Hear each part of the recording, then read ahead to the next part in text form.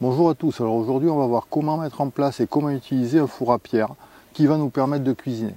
Alors ces fours à pierre, ils sont originaires des mers du Sud, on les retrouve un peu partout et il en existe de nombreuses variantes.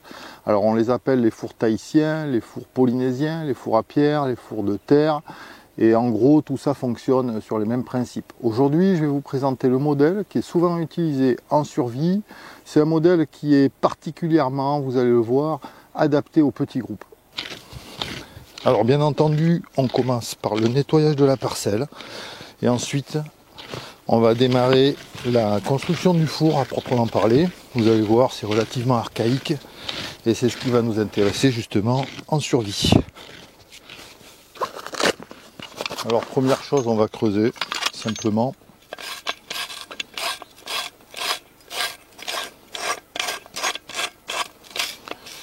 On va démarrer pour un petit four comme celui que je vais présenter aujourd'hui, sur environ 50 à 60 cm de diamètre, un trou, 50-60 cm de diamètre et 60-70 en termes de profondeur.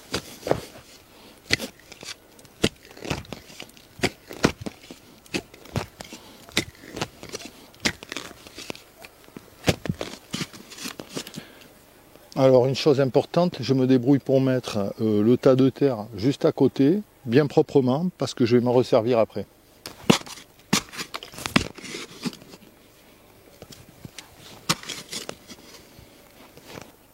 Voilà, au bout d'un quart d'heure, 60-70 cm de profondeur pour le trou, à un rythme tranquille.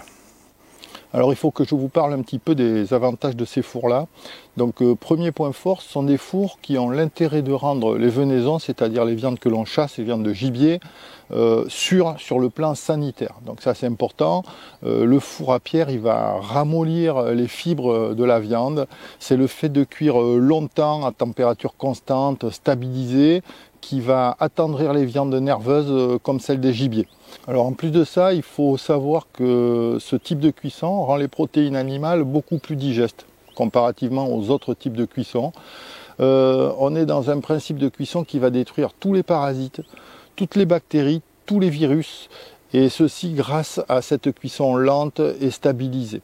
Alors il faut savoir aussi que si vous grillez de la viande sauvage, en règle générale, vous risquez de saisir la viande sur l'extérieur, mais de ne pas la cuire à cœur. Et si vous êtes à feu un petit peu trop vif, c'est difficile de faire des réglages quand on est en forêt ou quand on est dans la nature. Vous risquez de ne pas cuire l'intérieur et de laisser les bactéries et virus intacts. Alors je suis allé chercher des branchages qui vont nous servir, c'est les derniers préparatifs. Alors on voit que c'est vraiment farci d'humidité, hein.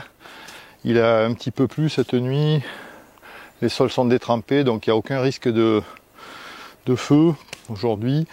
Donc ces branchages, il faut faire attention que ce ne soit pas des feuilles toxiques, c'est la seule contrainte. À grandes feuilles comme ici, c'est très bien, ça c'est du peuplier.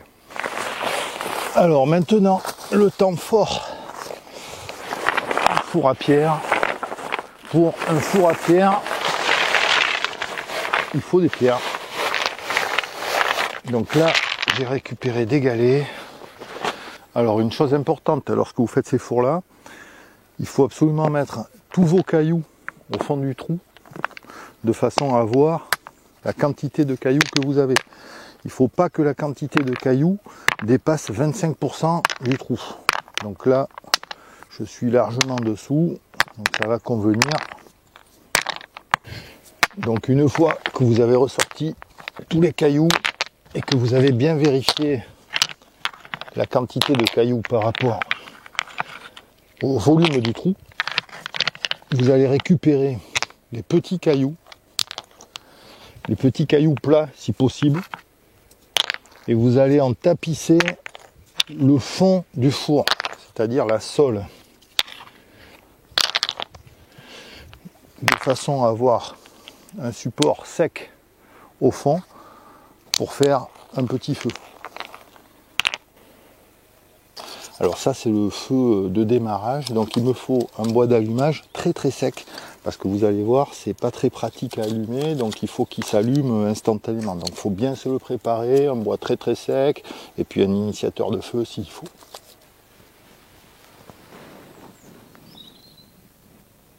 Alors une fois que le petit bois, le bois d'allumage, est positionné au fond du four, je vais utiliser 3 rondins qui font entre 3 cm et 5 cm de diamètre et qui sont du bois vert. Ils ont la particularité du bois vert. C'est le seul bois vert qui rentrera dans la construction du four.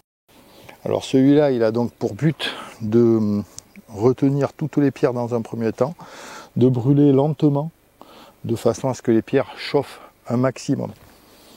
Voilà l'installation des premières pierres. Alors il y a des façons de faire, hein. Ça on apprend un petit peu en le faisant, comme tout.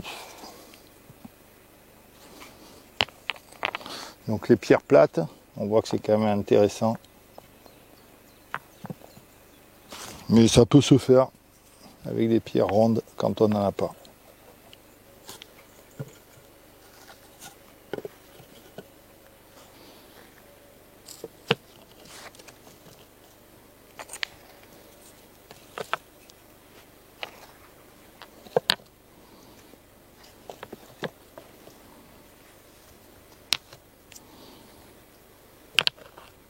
Voilà, une fois que l'ensemble des pierres sont mises sur le tas, on garde, alors il faut garder pas mal de bois, surtout du bois bâtonné, pour mettre peut-être à l'intérieur, s'il n'y en a pas assez, si ça démarre pas assez vite, et pour raviver le feu si besoin. Donc il faut quand même avoir du bois en réserve, ça c'est assez important.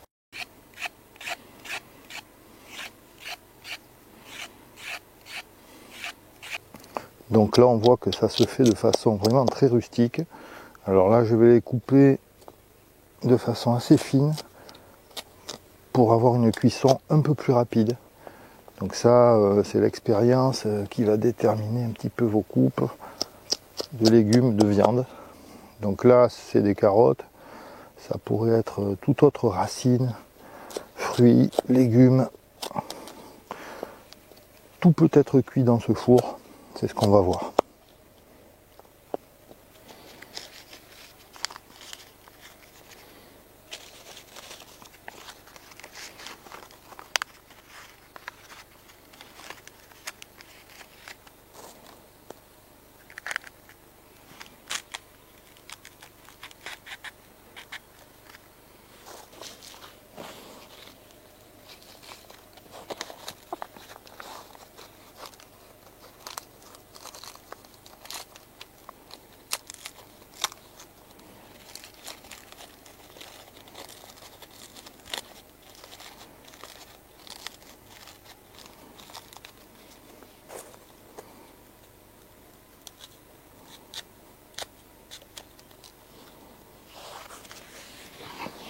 Alors on choisit bien sûr des jolies feuilles bien robustes et bien fraîches. On peut les doubler de façon à ce que les aliments soient bien confinés. On peut aussi facilement les ligaturer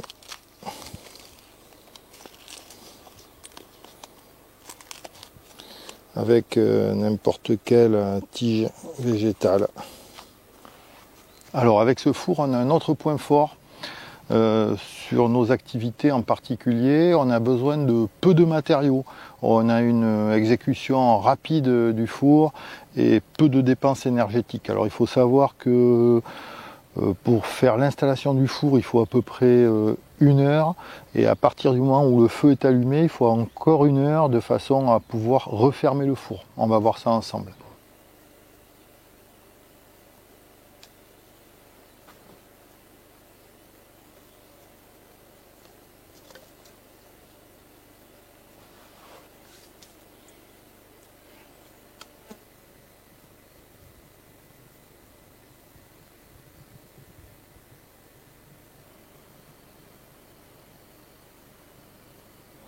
Donc un autre intérêt pour ce four, c'est qu'on va pouvoir faire cuire toutes les ressources naturelles qu'on va pouvoir collecter en même temps dans le four.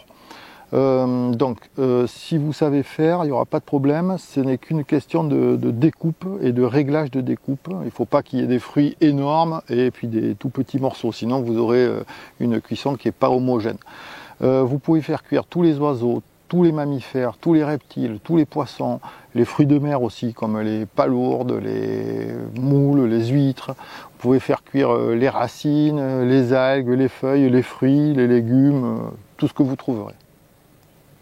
Donc encore un point fort maintenant, on va voir que vous n'aurez besoin d'aucun ustensile pour la cuisson des aliments. On va voir que ça peut se faire de façon très rustique, très simplement, sans ustensiles. Donc ça c'est un point important en survie.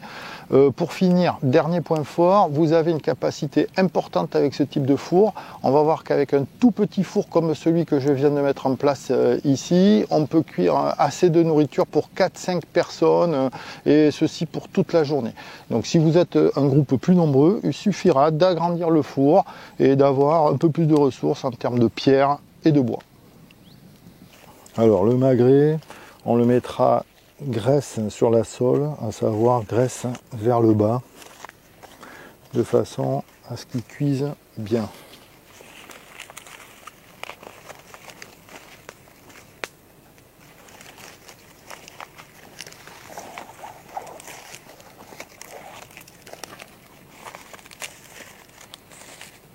Là, il ne faudra pas hésiter à mettre plusieurs épaisseurs, de façon à ce qu'il soit bien emballé.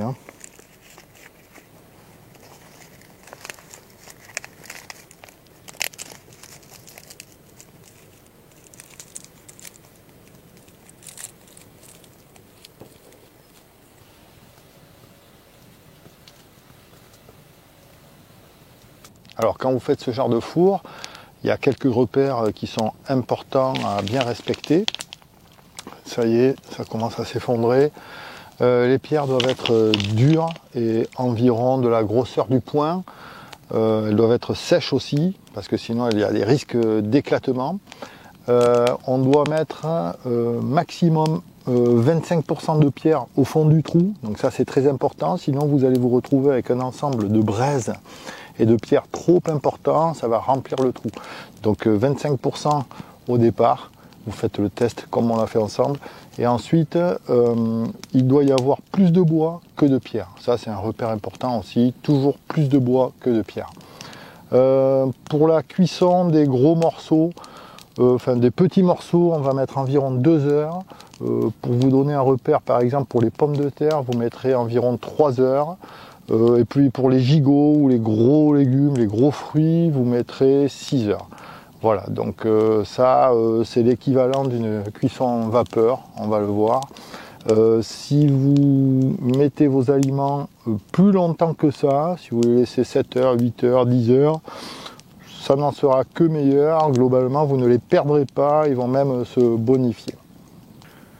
Donc voilà, les pierres sont bien chaudes. Je vais démarrer le plus intéressant. On va faire encore brûler les pierres. Alors je dégage les gros morceaux.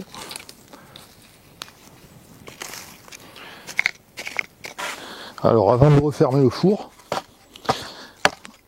on prend un grand pilon comme ça, de façon à aplatir la sole, qui est vraiment très très chaude. Donc là on a une température vraiment importante, et c'est un mélange de pierre et de braise qui sont à l'intérieur. Alors maintenant, je vais étouffer le feu le plus rapidement possible en y rajoutant des feuilles. Je fais un tapis de quelques centimètres et ça étouffe bien le feu. Maintenant je vais rajouter tous les aliments. Donc le magret, la graisse bien en bas, pommes de terre, etc.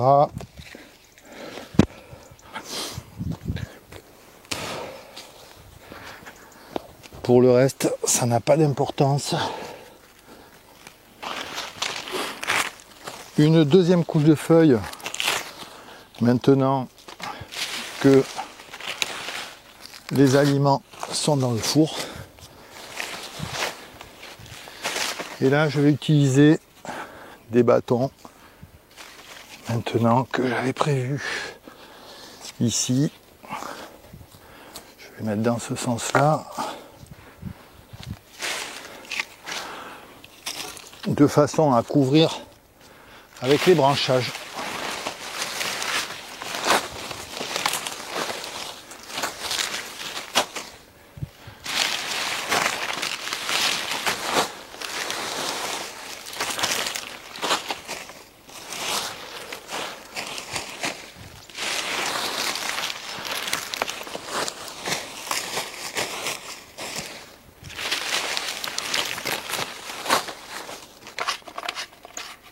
Alors, c'est important de confiner tout ça le plus vite possible, de façon à ce que la température baisse le moins possible dès le début.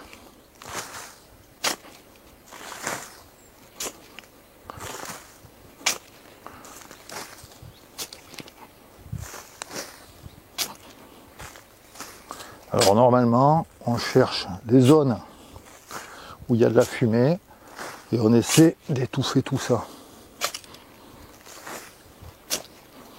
De façon à ce qu'il y ait le moins d'oxygène possible à l'intérieur.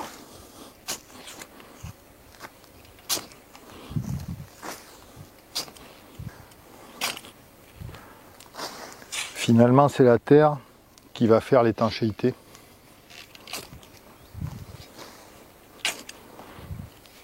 Alors bien sûr, chaque type de cuisson, chaque type de four va correspondre à une situation donnée, un lieu donné, une météo donnée et même un groupe donné. Donc ici, on est sur un système très rustique, très basique, un système passe-partout, mais il y a une contrainte, donc c'est un four à pierre. Pour un four à pierre, il faut des pierres, évidemment. Alors il y a une seconde contrainte, c'est le temps de cuisson. Le temps de cuisson, ici 3 heures, qui est assez long.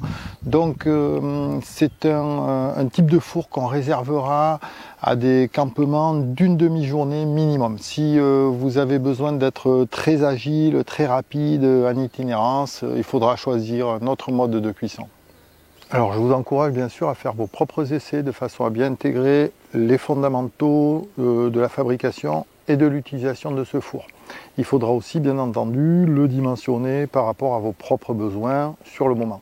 Vous verrez que c'est un des modes de cuisson les plus sûrs et les plus polyvalents qui existent, notamment en particulier si vous êtes amené à consommer de la viande de gibier.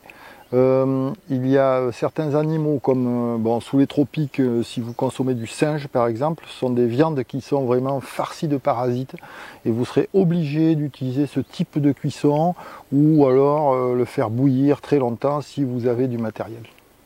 Alors pour plus de discrétion, je vous conseille d'allumer le feu 2 heures avant le lever du jour et de refermer le four au petit matin. Donc vous serez beaucoup plus discret. Du coup, si vous savez vous en servir et que vous avez bien géré la découpe des aliments, vous aurez un repas chaud à midi et vous aurez de quoi manger toute la journée sans faire de feu supplémentaire. Alors pour ce type de four, il va falloir privilégier les températures les plus hautes possibles. Alors tout à l'heure, je vous ai dit qu'en bâtonnant, c'est-à-dire qu'en refendant le bois le plus petit possible, on obtenait des températures plus importantes. C'est vrai. En revanche, vous avez différents types de bois. Les bois poreux, comme le peuplier ou le sureau, sont des bois très légers et qui ne montent pas beaucoup en température. Donc là, sur ce type de feu, ce type de four, on va privilégier plutôt des bois denses comme le hêtre, le faux acacia, il y en avait ici, le charme, le frêne, qui sont des bois très durs et qui vont monter en température. Alors les flammes peuvent atteindre 1300 degrés et la combustion globalement s'effectue à peu près à 1000 degrés. En dessous vous avez le chêne qui doit être à peu près à 900 degrés, le bouleau 800, 900 et en dessous encore vous avez les résineux comme le pin qui vont brûler entre 600 et 700 degrés. Donc sur ce type de four on privilégie les bois denses et qui brûle à haute température. Voilà, maintenant je vais ouvrir le four.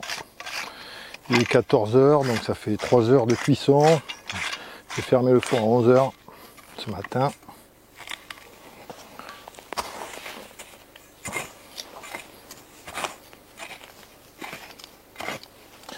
Donc pour la terre, il faut y aller doucement pour pas en mettre partout, pas en mettre sur les aliments. Donc là, je sens bien la chaleur encore, hein. Pas de problème, hein. De toute façon, ça c'est le type de four qui reste chaud toute la nuit, hein. Si vous faites ça le soir et que vous l'ouvrez le lendemain c'est encore chaud. Alors l'objectif, évidemment, c'est de faire tomber le moins de terre possible à l'intérieur, qui n'est pas toujours évident. Mais bon, ils sont protégés par la double épaisseur de feuilles, plus les petites papillotes.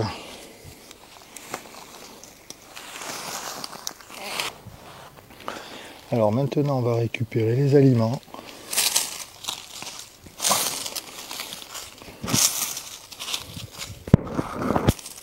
Voilà. Tout ce que j'avais mis à la base.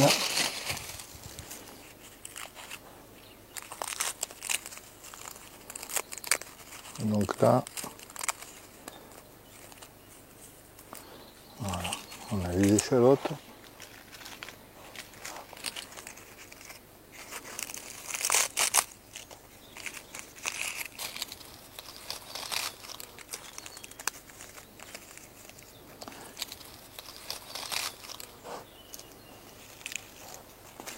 Ce qui va m'intéresser en particulier, le magret.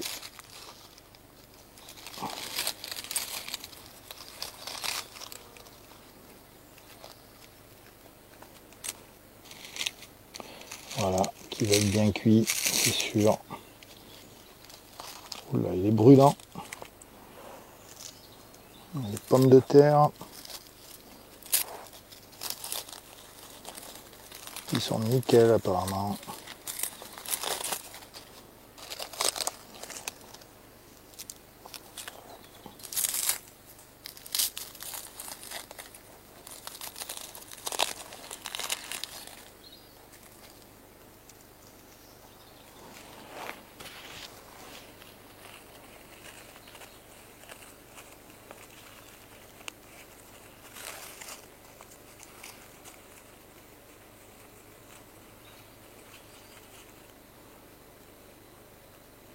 Les brocolis, qui sont sympas aussi.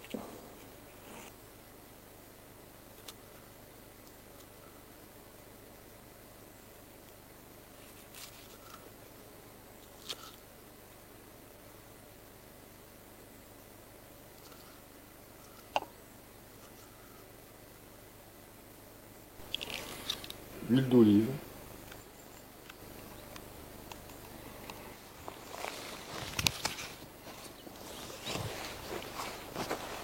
Sauce soja.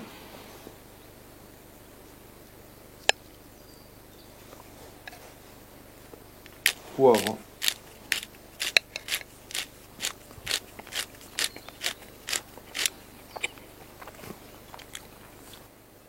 Et un peu de sel. Alors ce serpolet, il va avantageusement remplacer le thym pour améliorer la sauce.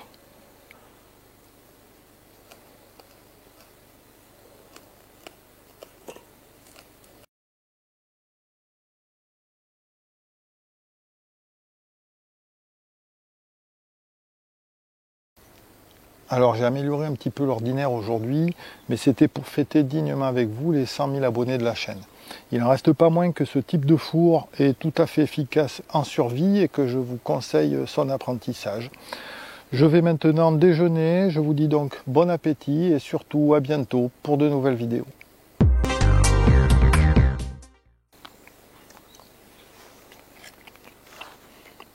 Excellent.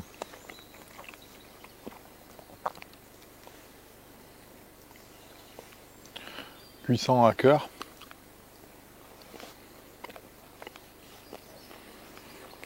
Des échalotes à la vapeur. Parfaite. Le serpolet, une touche extraordinaire.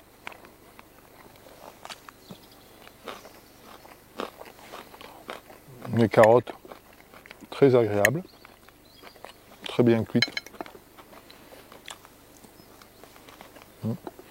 Brocoli, goût fumé,